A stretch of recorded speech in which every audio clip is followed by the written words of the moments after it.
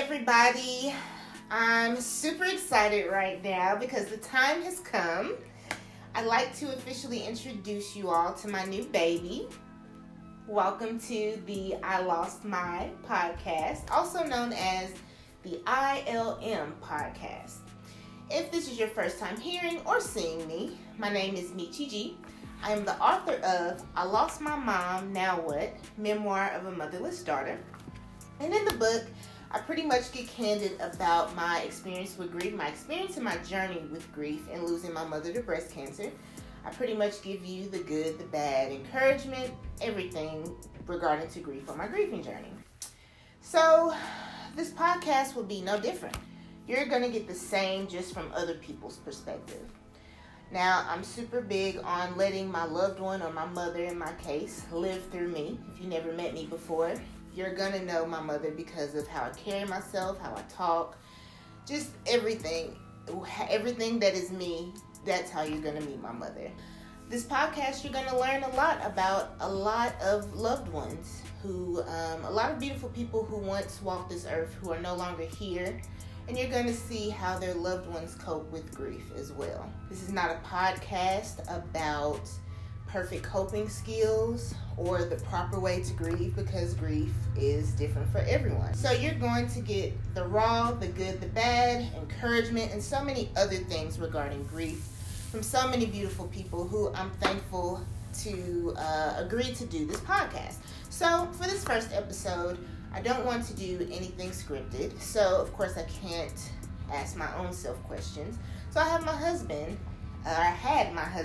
come up with questions and ask me questions about my grieving journey. So let's go ahead and get into it. Thank you guys so much for watching and listening, and here we go. Let's go. Episode 1.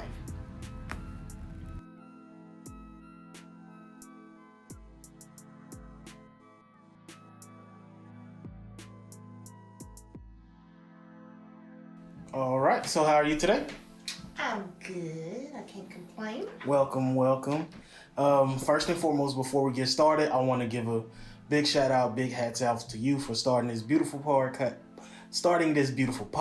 entitled I Lost My ILM podcast. I think it's very great that you're doing something where people can express the steps and things that they go through when dealing with grief and losing someone. So thank you. Hats off to you. Quick little hand clap, snap. So you are our first interviewee. I have some questions for you. Just be yourself, be open and honest, and let's get to the nitty and gritty of it. Can we do that? Yes, sir. So first and foremost, what's your name for the people? My name is Mechi. Mechi G. I almost gave you my government, but I'm going to give you Mechi G. Hello, Mechi G. So like I stated, I got a few questions that I'm going to ask, and I just want you to be open and transparent, because the biggest thing is transparency with this type of podcast and this type of platform. So are we good? Yep. All right, so let's get into it. So what is life for you right now? On a scale of 1 to 10, 10 being the best, how would you say life is for you right now? Life is, I feel like I'm not quite at a 10 yet. I'm on my way to feeling at a 10 with life on a scale of 1 to 10. But I'll say about a 7. Because the biggest challenge in my life, I guess, is anxiety. And that is a result of, in my opinion, losing my mother. That's the only barrier with life. So about a 7. I was gonna follow up with why do you think life is this way for you? And you're saying anxieties and anything else that you may deal with on a daily basis that mainly the biggest part is anxiety. And it came from like losing my mom and just being there every day with her and observing certain things about her health. So now on a day-to-day basis, now I'm eating healthy and healthier habits. Now I'm like super aware of my body and so it makes my anxiety so that's the biggest thing. Of course my good days outweigh my bad, I'll say that. But of course every day is not going to be a happy day, but So because you're saying things like anxiety it kind of affects you. Are you saying, do you feel like it was heightened? Does losing that relative, your mom in this instance, does that play a part of this rating? Would you say so? For sure. Like before losing her, how would you have been at an anxiety level? Would it have been low or?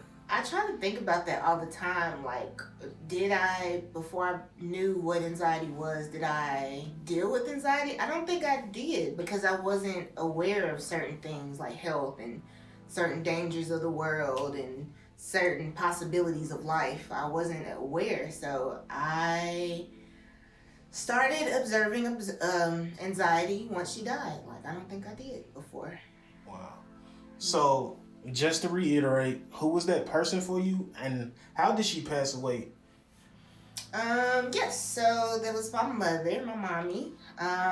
She passed away from breast cancer. She had breast cancer one time before and had the surgery and the treatment and everything, and they got all the cancer. But then like a year or so later, it came back, and unfortunately, this second time she lost her battle. And what did she mean to you? Like, besides being your mom, what did she? She was everything to me. That was my best friend. That was my road dog, my confidant, my everything. Like if you saw her, most of the time you saw me. So she was everything to me. My world, pretty much. Right. Aside from me, of course, but yeah, she's my everything. So in reference to we're in year 2022. In reference to year 2022, when did you lose her, and about how long has that been? I lost her in 2018, so that was about 3 years ago to date. This year in 2022, in October 18th, 2022 will make 4 years of me losing her. Okay, so technically it's 3 years and a couple months, right? Mm-hmm. Okay. So can you recall the events of that day of losing her? Like, my mom died the day after my dad's birthday.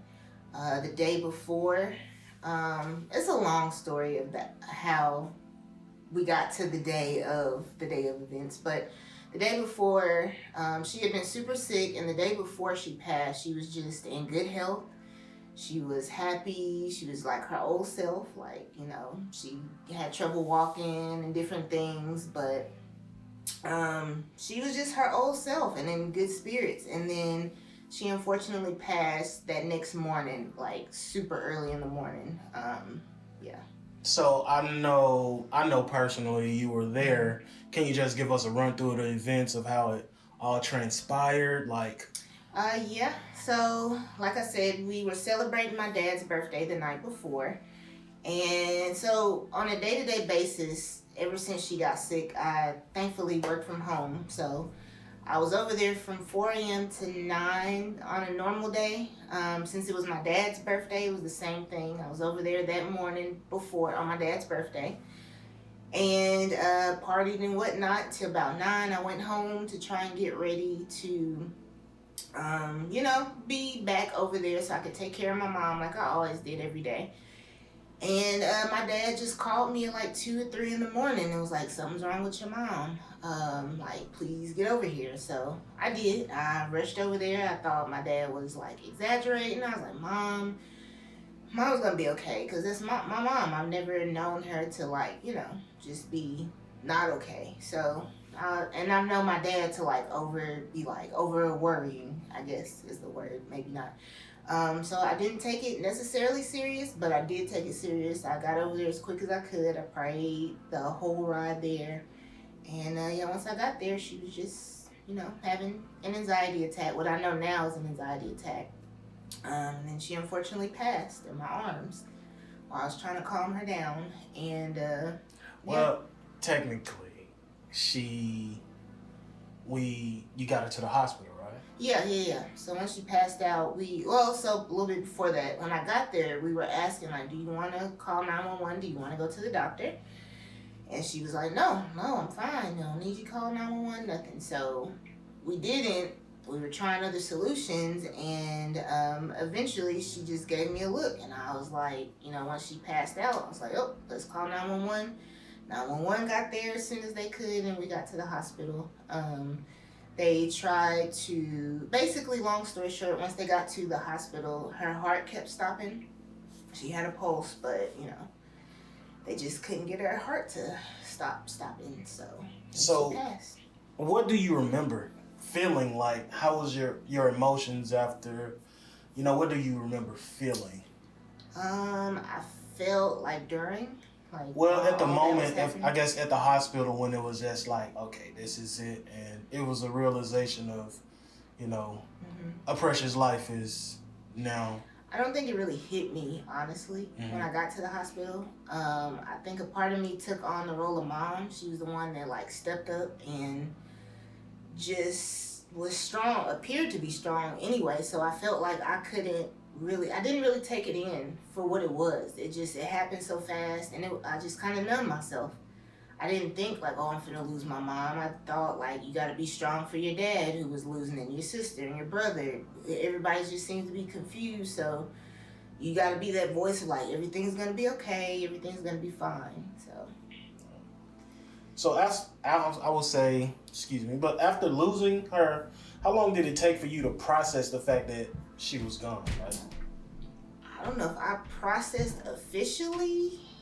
It probably didn't hit me maybe a year later, maybe.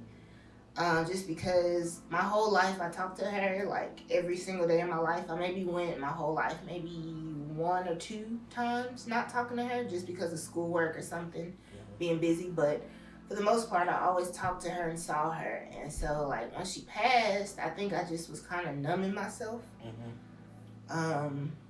So I wasn't allowing myself to feel, but. How would you say, now that this is a question after, how were you numbing yourself? What did you numb yourself with? I don't know. It's just a natural reaction. I just would not think too deep into it. I knew that my mom wasn't here, and I knew I can't call her, but I don't know, some type of way I separated the two, where I didn't allow myself to sit and be dang, mom's really gone. I didn't allow myself to take it in. I guess. I wish I could better explain that, but I just didn't think about it. I tried not to think about it. You just blocked it out mentally? I blocked it out, pretty much, yeah. Okay. So, what would you say was the first shift in your attitude, behaviors, or anything else that changed? What was the first shift that you noticed that? Probably my first anxiety attack. Okay. It was maybe every October since she's passed, I have huge anxiety attacks. But that first October, literally when October got there, I just had a bad anxiety attack, long story short, and I didn't know what it was, and I thought the two had nothing to do with each other, but I found out it did. I was freaking out, like I do now, about just things I noticed in my body, which I was actually perfectly healthy, but I just noticed certain things. And then once I connected the dots of okay, anxiety actually does come from you missing mom, I actually started sitting and okay, let me start uncoding or decoding or whatever, and looking into realizing that mom is gone. How is it really affecting me? Because apparently it's affecting me. I just made a whole trip to the ER and wasted money and other stuff. So it made me sit down and be okay. So did you feel like you shut off to the world? Were you unavailable to friends and family? Yeah. Over time, I definitely isolated myself because, I was the strong person. My mom was viewed as a strong person, but with her being here, it's a pressure. Not that anybody purposely pressured me, you gotta fill her shoes or nothing, but I think naturally I thought, I gotta step in mom's shoes now that she's not here, and I have to, I gotta do it. I gotta be the strong one. And so I think I naturally isolated myself because I didn't want people to see all right, I'm actually struggling. I actually don't know, actually don't know what I'm doing, but I'm just trying to wing it. So I did. And I still do sometimes. Sometimes I've isolated myself so much now that I don't think I know how to be around people. So yeah, that definitely is a big thing for me. So, just kind of on a more progressive note, how do you manage to keep going day in and day out? How do you manage that? Excuse me. How do I keep going day in and day out? I pray and meditate now. I really connect with God more and just pray. I feel like even though she's not here, I still find myself sitting and talking to her and asking advice like, God, please let her guide me, or you guide me, like, because I'm trying to figure it out. You know, when she was here, I was going to her for advice on everything, like, and so it's no different. It's like I still pray and meditate and see if I can feel her answer, if that makes sense. But I pretty much, just. Is there something that you would say she instilled in you that you hold near and dear to your heart? Like, yeah, everything. Everything about being a woman, being a wife. I don't have kids yet, but one day being a mother, how to really take the time to make a difference in someone's life and being there for someone. She instilled it. We would be here forever probably if I was just to run through the long list of stuff that she taught me, but yeah, for sure. So have you ever sought out professional help to move through the grieving process? I actually am currently looking for a new therapist. I did try therapy maybe, I want to say, after a year and some months after I had that anxiety, or after I lost mom, a couple months after my anxiety attack, my first one, I did try to find a therapist, and it wasn't a bad session. I'm super analytical of myself already, so I already knew what the problem was, but she was just kind of confirming that. And so this go around with my anxiety flare-ups, I think that, and I searched for a therapist for grief, and now I know I need a therapist for anxiety, because though that came from grief, I feel like I need to know that a little better. So yes, so I am looking to get another therapist. So is it something that you feel like you're just trying to grasp more? Is it that you're trying to understand? Yeah, I'm trying to understand because I'm doing it by myself right now. Trying to figure out how to cope with anxiety in terms of grief. But I feel like there's something that I just don't know, or better habits. Like right now I'm learning to control my mind and tell myself I'm good, you're okay. Mm-hmm. But maybe there's something else that I don't know. So I'm optimistic that I can find a good therapist that can guide me better. So if I can ask,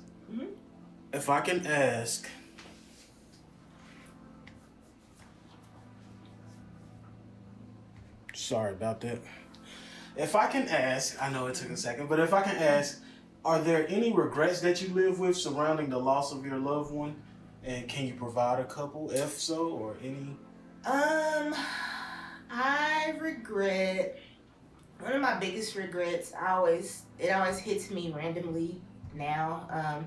It's just not being as candid about my mom's condition to like my siblings specifically. Mm-hmm. But more so, I would say the other family members, but no, more so my siblings, because I remember another incident where I think my dad called my brother, and my brother talked to me because, again, we know my dad was a warrior, and I just kind of was like, no, Jeff, we got it. He was a warrior. He worries. He worries. It's my accent, I'm sorry. Okay, yeah. Like he worries. He worries a lot. Yeah. Okay. And so I just feel like I probably should have maybe reached out more and been like, hey, sister, like, no, this is the real with mom. This is what happened today. Hey, brother, like, no, this is what happened today. And I do remember being at a point where I was that person that was trying to be strong, and I put, as her condition worsened, I put everything on my back. Like, I remember you came over there one day when mama was real bad, and I just kind of like broke down and cried. And it was a result, and I was like screaming and everything, and it was a result of not telling people like, hey, I need help with helping her. I didn't open up my mouth to say, hey, family, I need help. So that's one of my biggest regrets. So. Gotcha. Is there any advice that you can give someone grieving, maybe in the process, who's in the process right now, or helping someone in need, who's helping someone in need? Is there any advice you can give them? Yes. My biggest advice is do not ignore grief. Do not act as if it is not something real. or like, oh, I'm just not gonna think about it. No, you need to think about it, because I'm a living example. If you bury certain things about grief and like numb yourself, you're gonna self-destruct, or you'll get anxiety or something worse. But deal with your emotions. And also, don't be afraid to talk to someone, because a lot of people are going through the same thing. Like, since I put out my book, so many people are like, I feel like I wrote this book myself because I went through the same thing. And it's Right. like, I wouldn't have known if I hadn't been candid and been like, hey, this is what I struggle with. This is the, just the thought that I had while she was sick. And so many people relate to it. So be honest about your situation. Be transparent and say, like, hey, family, I'm struggling. Hey, husband, I'm struggling. Hey, wife. Hey, whoever. Today's not a good day for me. This is how grief affects me. Or just take the time to yourself to really look at how grief is affecting you, because you might not have to isolate, but you might need to. We're all different. So just take the time to grieve, basically. It is okay. Cool. So, I have a question. Mm-hmm. What is, and this is kind of just to lighten it up, what is a song that you would put in your heart for your mom that you lost? What song comes to mind when you think of her? The first song that comes to mind, three just came to my mind. So one automatically was Doing the Butt. She'd probably be mad that I said this song, but like, that was my mama's song back in the day. She loved a good Soul Train line. Mm-hmm. I don't know who Doing the Butt is by, but she loved that song. Also, Get Low by Lil Jon. And what's the Yellow Beezy song? That's on me. That's on me, baby. Yes, those three songs automatically come to my mind for very hilarious reasons. But yeah. All right. So to close out, I want you to send a message to the beautiful person that means the world to you, that's now transcended from this lifetime. And what would you like them to know? Just pour out your feelings. So address it to my mother. I want my mother to know that I'm thankful for her presence in my life, and all her teachings, everything that she did, all her teachings, everything that she showed me. I'm thankful. And I just pray that I'm making you proud. Everything I do is because of my mother, and to make her proud, as well as my father, to make them proud. But I really just hope I'm continuing to make you proud, and just thank you. I can't just thank you is the biggest thing. Thank you. Yeah. Well, that's all the questions I have. You did wonderful. And as the first unveiling episode of ILM, I Lost My Podcast, I would like to say you did wonderful. Can't wait to see who our future guests. And keep working, because this is something positive, or this is something that can help someone in need. And to anyone listening to this podcast, seeing this podcast, always remember, reach out when you don't know anything else to do. Right. So Community. So, and I'm here. My platform is always here for you. I'm always here. If you see me, I'm always here for you. Message me, slide in my inbox. And you're not in this alone. All right. Anything else you want to do? Nope. Stay tuned for next week's episode. Thank you for listening. All right. With that being said, we are Audi 5000. Peace, love, and chicken grease. Peace.